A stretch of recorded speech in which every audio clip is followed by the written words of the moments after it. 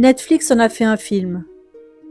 Une femme en jeu, l'atroce histoire vraie de Rodney Alcala, surnommé le tueur du dating game.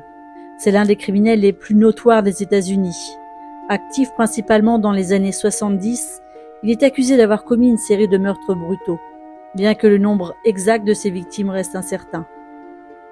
Les experts estiment pourtant qu'il pourrait en avoir tué jusqu'à 130. Alcala a été condamné pour plusieurs meurtres, notamment celui d'une fillette de 12 ans, Robin Samso, en 1979, crime qui a conduit à son arrestation.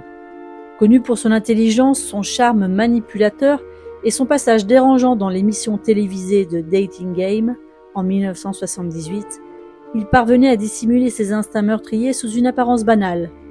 Photographe amateur, il attirait souvent ses victimes en leur proposant de les prendre en photo. Et bien qu'il ait été condamné à mort en Californie, il est mort en prison en 2021, laissant derrière lui une série de crimes encore partiellement élucidés. L'enfance de Rodney Alcala présente plusieurs aspects qui semblent avoir contribué à façonner son comportement ultérieur en tant que tueur en série, bien que certains détails restent flous. Rodney Alcala est né le 23 août 1943 à San Antonio, au Texas, dans une famille d'origine mexicaine. En 1951, quand il avait environ 8 ans, sa famille a déménagé au Mexique, après que son père a abandonné la famille. Sa mère, Ana Maria Gutiérrez, a ensuite déménagé avec ses enfants à Los Angeles en Californie, où Rodney a grandi.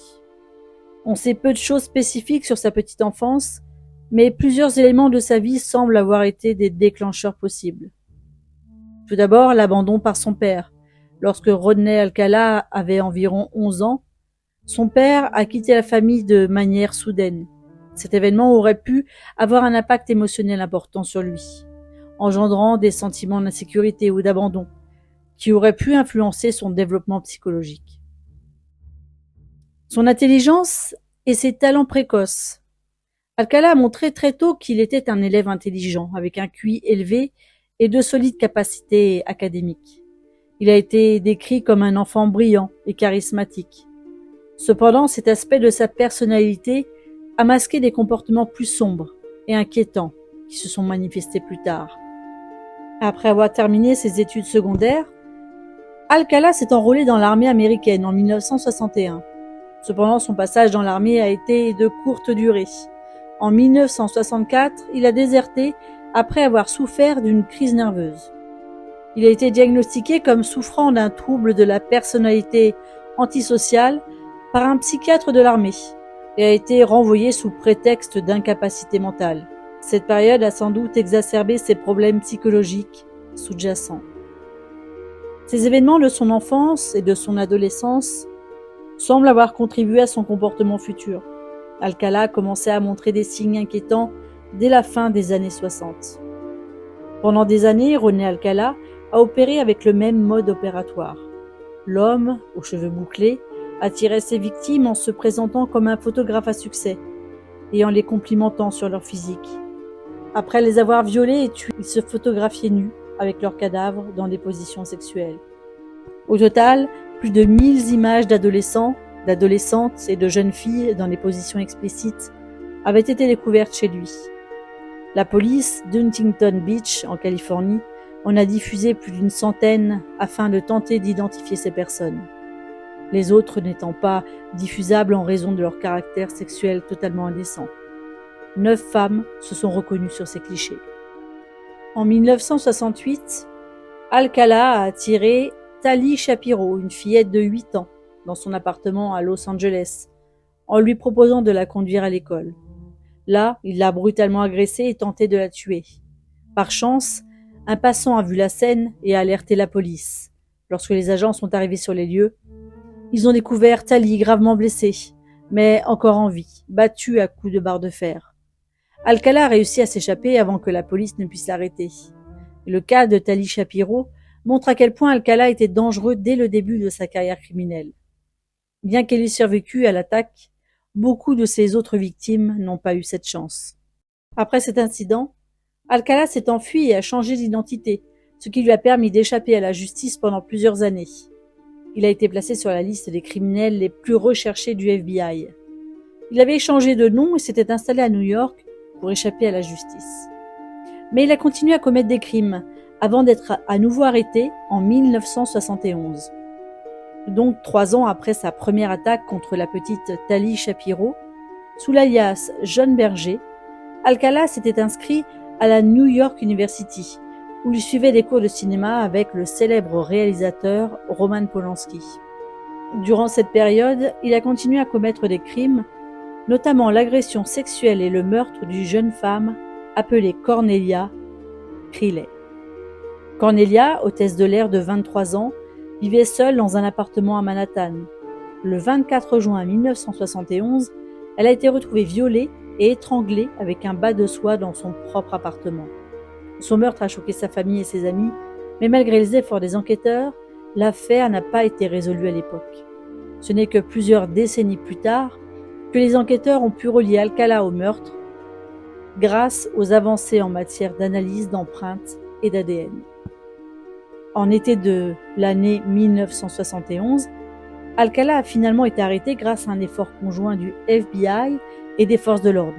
Il a été reconnu sur une affiche de Most Wanted du FBI par 2 enfants qui fréquentaient un camp de vacances où Alcala travaillait comme moniteur sous le nom de John Berger. Cet emploi en tant que moniteur dans un camp pour enfants est d'ailleurs glaçant, étant donné ses crimes.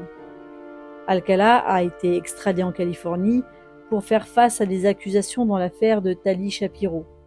Le meurtre de Camilla n'est pas encore imputé à Alcala à ce moment-là. Cependant, comme la famille de Tali avait déménagé au Mexique et ne voulait pas que la jeune fille témoigne au procès en raison du traumatisme, les procureurs n'ont pas pu le poursuivre pour tentative de meurtre. La justice a failli à cause du manque de témoignages crucial. Alcala a donc été accusé d'agression sexuelle et condamné à une peine plus légère de 1 à 3 ans de prison. Il a été libéré en 1974 sous surveillance, mais cela ne l'a pas empêché de reprendre ses crimes qui allaient devenir encore plus violents et meurtriers dans les années qui ont suivi. Après sa libération de prison en 1974, Rodney Alcala a rapidement recommencé à commettre des crimes. Mais il est arrêté à nouveau cette même année pour avoir enfreint sa libération conditionnelle et avoir agressé sexuellement une mineure. Alcala a approché une jeune fille de 13 ans à Huntington Beach, en Californie. Sous un prétexte quelconque, il l'a convaincue de monter dans sa voiture. Il lui a ensuite donné de la marijuana et l'a agressée sexuellement. Alcala a été arrêté après l'agression grâce à un témoin qui a alerté la police. Et il a été identifié et appréhendé. Il a été inculpé d'agression sexuelle, a été reconnu coupable et condamné à une peine de prison. Il a purgé environ 2 ans derrière les barreaux avant d'être libéré en 1977. Et malgré sa condamnation et son temps passé en prison, Alcala n'a pas changé son comportement. Sa libération en 1977 a marqué le début d'une période où il a intensifié ses activités criminelles. Cette agression illustre l'incapacité du système judiciaire à contenir un criminel dangereux et met en lumière les lacunes du système judiciaire qui a permis à un criminel connu de continuer à commettre des crimes. Cela a soulevé des questions sur la surveillance et les mesures de sécurité mises en place pour les délinquants sexuels. En 1977, Alcala a été lié à la disparition et au meurtre d'une jeune femme, Ellen Jane Hoover, fille d'un célèbre propriétaire de club à New York. Ellen Jane Hoover avait 23 ans au moment de sa disparition. Elle était originaire de New York et vivait à Los Angeles. C'était une jeune chef d'orchestre. Elle a été vue pour la dernière fois en 1977 et avait quitté sa maison pour se rendre à un rendez-vous avec Alcala pour une séance photo. Mais elle n'en est jamais revenue. Son corps a été retrouvé quelques semaines plus tard, le 18 juin, sur le terrain du domaine Rockefeller, dans le comté de Westchester, près de la zone où Alcala photographiait des femmes. Les autorités ont déterminé qu'elle avait été violée et tuée. Entre 1977 et 1979, Alcala a tué au moins 5 autres femmes en Californie. Ses victimes, souvent jeunes et vulnérables, étaient violées, battues et étranglées. Il est photographié parfois avant ou après leur mort, un comportement typique des tueurs en série qui cherchent à documenter leurs crimes. L'un des moments les plus troublants de la vie d'Alcala, après sa libération, a été sa participation à l'émission télévisée The Dating Game en 1978. The Dating Game est un jeu télévisé américain où un célibataire choisit parmi 3 prétendants en fonction de leurs réponses à des questions. L'émission était populaire dans les années 70, le tourné-manège américain. En dépit de son passé criminel, il a réussi à se présenter comme un homme charmant et séduisant. Il se faisait appeler le photographe. 3 hommes vont donc se disputer le cœur de Cheryl, une ancienne masseuse qui étudie l'art dramatique, une pétillante célibataire à la recherche du grand amour. Cheryl peut leur demander tout ce qu'elle veut, à l'exception de leur nom, âge, profession et revenus. Ce sera 3 questions subjectives pour 3 réponses subjectives. C'est à peu près la règle de cette émission.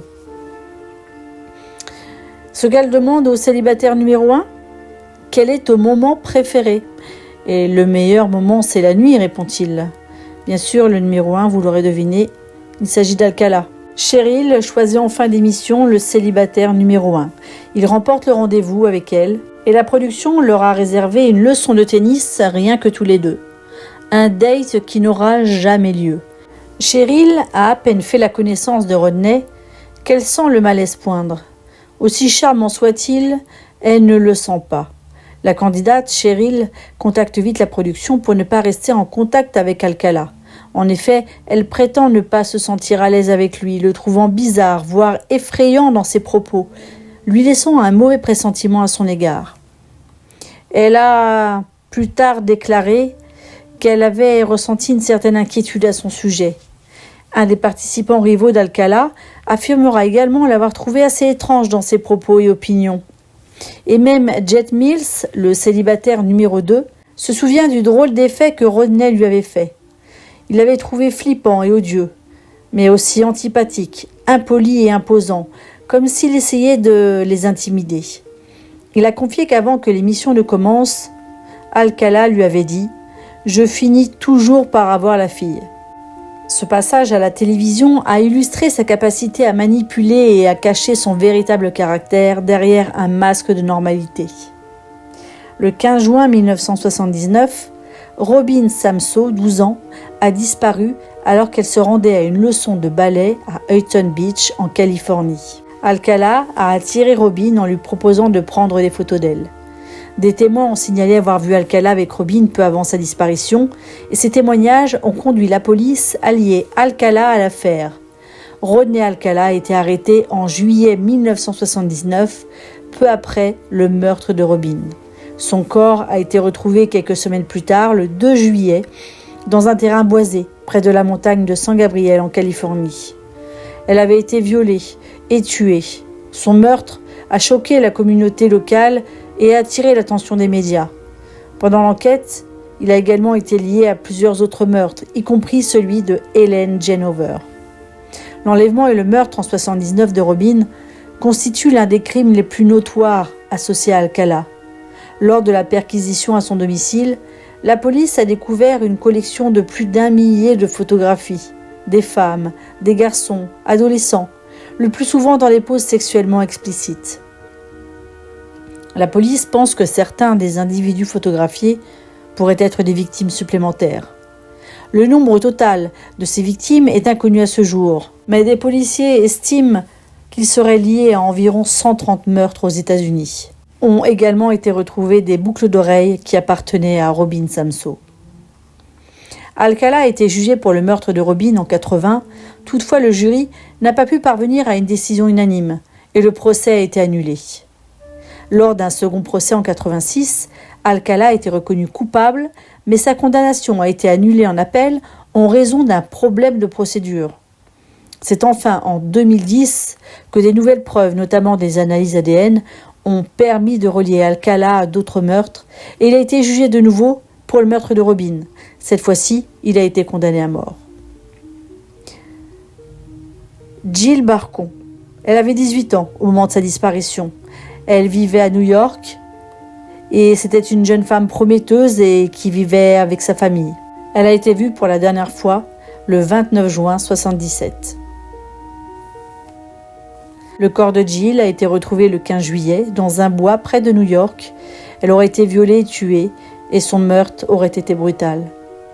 Il y a aussi Georgia Wickstead, qui avait 27 ans au moment de sa disparition.